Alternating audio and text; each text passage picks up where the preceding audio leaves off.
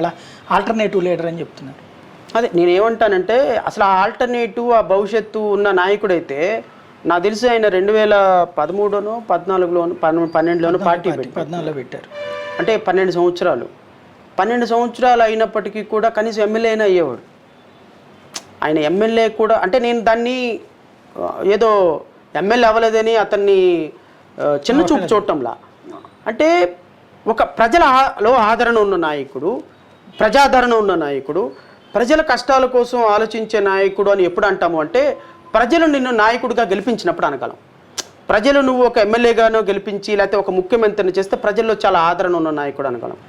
పవన్ కళ్యాణ్ గారు ఆయన ఇండిపెండెంట్గా నిలబడటం కంటే కూడా, తన కాళ్ళ మీద తను నిలబడటం కంటే కూడా ఎక్కువగా మిగతా వాళ్ళ భుజాల మీద చేతులు వేసి నడవడానికి ఇష్టపడుతుంటారు. అందుకనే మీరు నాకు తెలిసి మంగళగిరిలో ఆయన ఆవిర్భావ సభ అప్పుడు అనుకుంటా, 2వ ఆవిర్భావ సభ ఎప్పుడు 10వ ఆవిర్భావ సభ అప్పుడు 0.5% లేని భారతీయ జనతా పార్టీ నాకు రోడ్డు మ్యాప్ ఇవ్వమని నేను 6 నెలల నుంచి అడుగుతున్నా, కనీసం రోడ్డు మ్యాప్ ఇవ్వని కారణంగా నేను అడుగు కూడా వేయలేకపోతున్నాను, భారతీయ జనతా పార్టీ నాకు రోడ్డు మ్యాప్ ఇస్తే వెళతాము అన్నటువంటి ఒక ప్రాంతీయ పార్టీ అధ్యక్షుడు, ఒక ముఖ్యమంత్రి అవ్వాలనుకున్న అధ్యక్షుడు 0.5% ఓట్లు లేని జాతీయ పార్టీని ఈ మాట ఆడొచ్చా?